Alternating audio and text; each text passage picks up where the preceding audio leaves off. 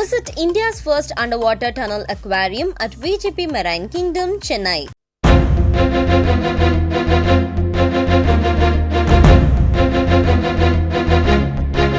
பெங்களூர் வடக்கு தொகுதியில் பாரதிய ஜனதா கட்சி வேட்பாளராக ஷோபா என்பவர் போட்டியிடுகிறார். இவர் மத்திய விவசாயிகள் மற்றும் உணவு பதப்படுத்துதல் துறை இணை அமைச்சராகவும் உள்ளார். பெங்களூரில் தேர்தல் பிரச்சார கூட்டத்தின் போது செய்தியாளர்களிடத்தில் ஷோபா பேசுகையில், தமிழர்கள் பெங்களூருவில் குண்டுகள் வைப்பதாகவும் மலையாளிகள் கர்நாடக பெண்கள் மீது ஆசிட் வீசுவதாகவும் பேசியிருந்தார்.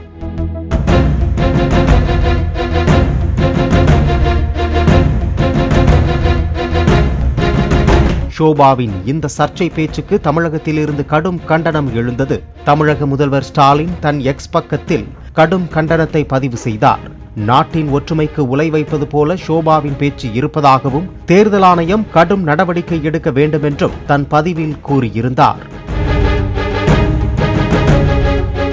கடும் கண்டனம் எழுந்ததை தொடர்ந்து ஷோபா தமிழர்களுக்கு எதிரான தன் கருத்தை வாபஸ் பெற்றுக்கொண்டு மன்னிப்பு கேட்டுக்கொண்டார். ஆனால் மலையாளிகளுக்கு எதிரான கருத்தை ஷோபா திரும்ப பெறவில்லை.